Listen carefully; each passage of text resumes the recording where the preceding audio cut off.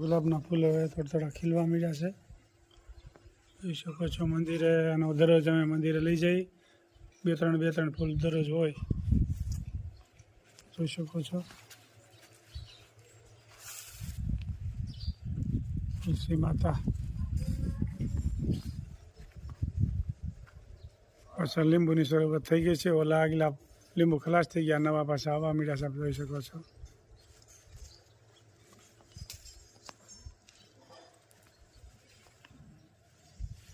નાની લીંબુડી છે. પછી લીલી હળદર અથાણું બહુ મસ્ત બને.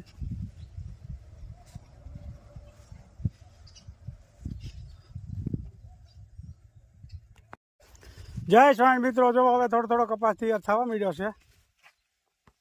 શરૂઆત થઈ છે હવે, એટલો બધો ખાસ નથી હજી. કપાસ વીણવાનું 2 અઠવાડિયા પછી થઈ જાય ચાલુ, કારણ કે કપાસ ઢળી ગયો ને એમાં થોડુંક ઓલું થઈ ગયું છે.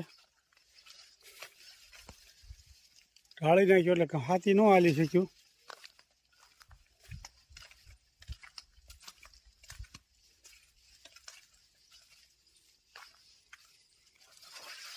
ભીંડો સરસ મજાનો, ભીંડાની શીંગું જોઈ શકો છો, કુણી માખણ.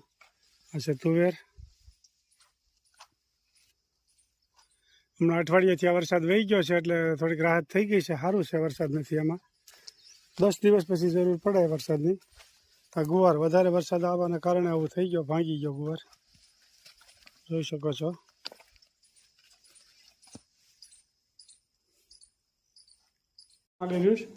ગુવારનું શાક બનાવવાનું છે અને ભેળની ચટણી થઈ રહી છે ને. ભેળ, હા, બપોર પછી દરરોજ ભેળ ખાવાની ટેવ પડી ગઈ છે એટલે નાસ્તો કરવા તો આમ તો જોઈએ જ. ભૂખ લાગતી હોય થોડી ઘણી ડાયાબિટીસ હોવાના કારણે. ચટણી ખજૂર આંબલી ને ગોળ ટેસ્ટ વાળી ભેળ કોઈથી ગામમાં અમે નહીં ખાવાની, ઘેરે બનાવવાની. કોઈ પણ વસ્તુ અમે બજારનું ખાઈએ નહીં. એનું કારણ છે બજારની વસ્તુ બહુ ખાસ સારી હોય નહીં, ચોખ્ખાઈ ન હોય, એટલે અમે ક્યારેય નથી ખાતા. અને ભગવાને તો ચોખ્ખું ના જ પાડી શકે ગમે એ વસ્તુ ગમે અહીંયા બહાર ખાવું નહીં. ગુવારનું શાક અજમાથી વઘારવાનું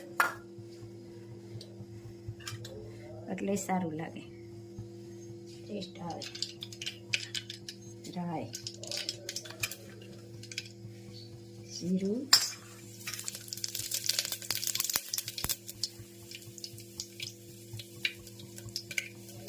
અને અજમા. અજમા ક્યારેય નાખ્યા હતા શાકમાં પેલા વહેલા? અજમા દર વખતે હોય ગુવારના શાકમાં અજમા મસ્ત લાગે. મેં કેમ કોઈ દી અજમાનું સાંભળ્યું નહીં. તમે ભૂલી જતા હો ને.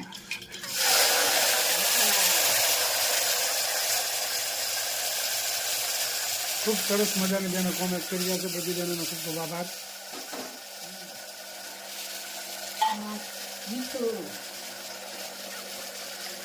ખૂબ સારી સારી કોમેન્ટ આવે કે તમે રસોઈ સરસ બનાવો તો અમારે જમવા આવું જોઈએ ચલાલા.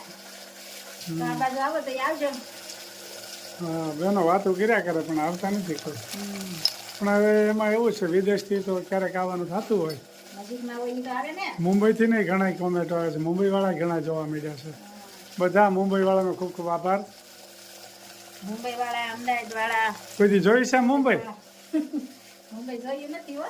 મેં હજી એક વખત હું મુંબઈ ગયો બસ, ખાલી ઘણા વર્ષ, 20-25 વર્ષ પહેલા. નરેશ મામાના લગ્નમાં ને. હા, મુંબઈ તાજમહેલ હોટલ બનાવી છે, તાજ હોટલ.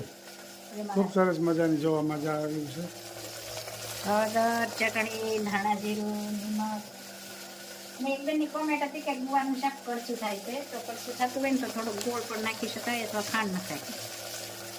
હવે પેલા નાખતા હોય આપણે ગળપણ વાળું કંઈ ખાતા નથી એટલે ઓછો નથી, એટલે કોઈ શાક તો મસ્ત થાય જ છે.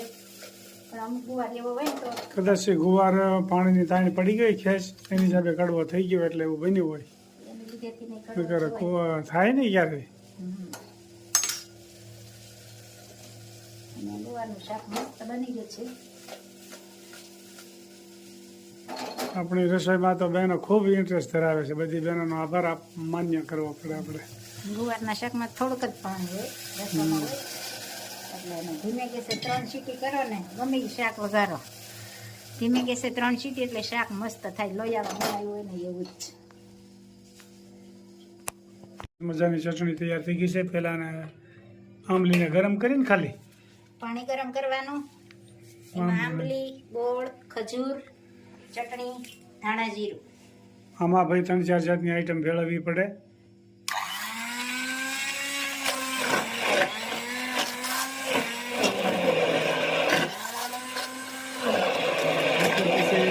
ભેળ બનાવીએ છીએ ને એમાં આનો ઉપયોગ કરીએ છીએ. મસ્ત મજાની ચટણી થઈ જાય. અને ખમણ બનાવે ત્યારે હાલે, કોટીના મરચાં બનાવે ત્યારે બનાવીએ છીએ.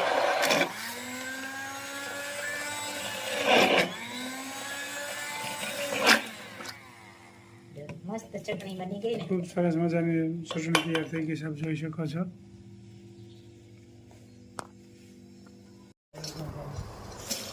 મસ્ત મજાનું ગુવારનું શાક બની ગયું છે, રચ્છાદાર. જોઈ શકો છો. સાથમાં ઠંડી ઠંડી છાશ, મસાલાથી ભરપૂર.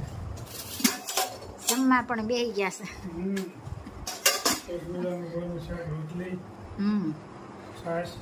છાશ, લીંબુ, ચીભડાની ચીર અને ઠંડી ઠંડી છાશ, મરચું, કાચું લીંબુ, પાકું લીંબુ. અમારા બા પણ બેસી ગયા છે. કેમ છે બા? જય સ્વામિનારાયણ. સારું છે ને? અમારા બા પણ બેસી ગયા છે હો જમવા.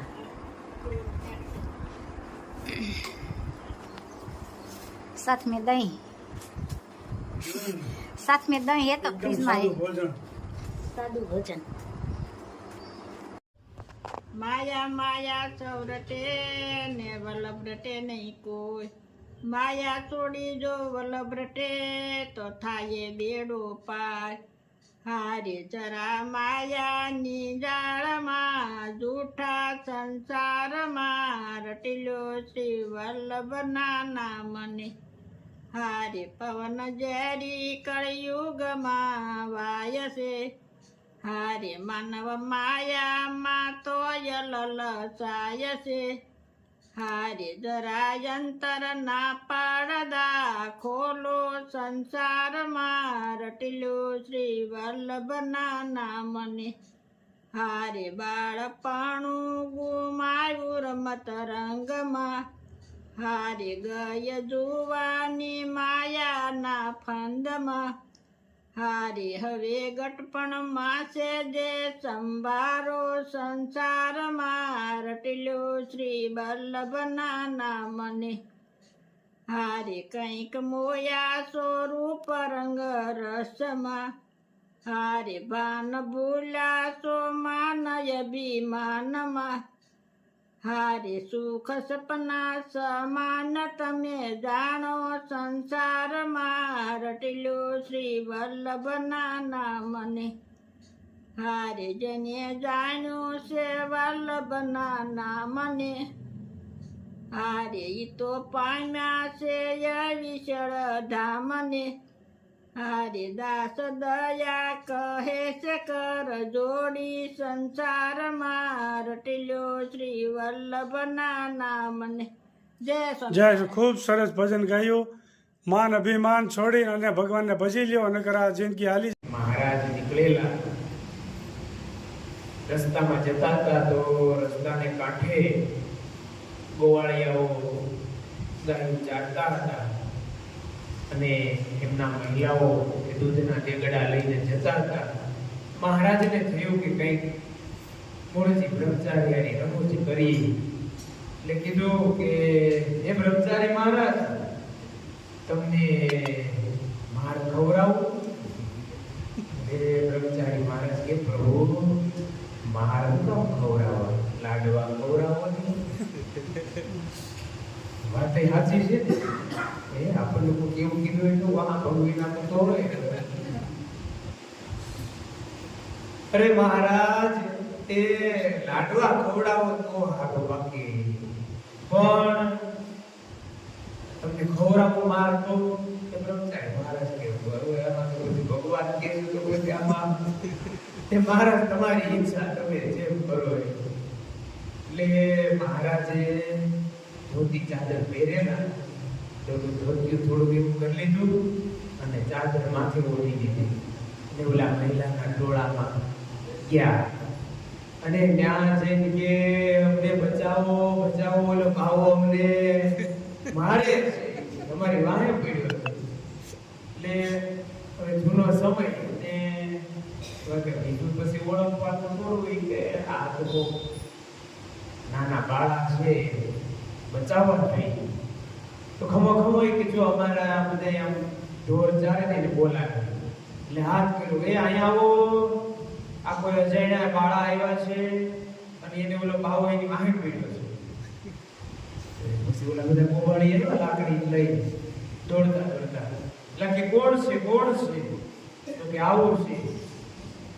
આમે મૂળજી બ્રહ્મચારી ઉભા હતા, શું પરિસ્થિતિ થઈ એ મહિલાના ટોળામાં મહારાજ અને અહીંયા હાથમાં લાકડીઓ. મૂળજી બ્રહ્મચારી ઘડીક હોશ ઉડી ગયા કે આ એ હૃદયથી પ્રાર્થના કરી કે મહારાજ એ જોજો આટલા બધા છે ને ઝાઝી લાકડીઓ, બહુ ખમા હે નહીં, અવરા હોય તો માપે ખવરાવશે. મહારાજ પ્રાર્થના કરી, ઓલા ગોવાળિયા બધા દોડ્યા તો મહારાજ કે ઉભા રહ્યો. આમ માથે ઓલી હાડીની જેમ ઓઢ્યું છે ચાદર મહારાજે. પછી કર્યો છેડાનો ઘા ને ઓધી હરખી કરી. ત્યાં તો ઓલા મહિલાઓ જોતા એટલે આ એમ કે ઓલો બાવો આવી પડ્યો, ઓલો બાવો આય બાવો, બે હરખા છે. ઓલા ગોવાળિયાને કે ઉભા રહી.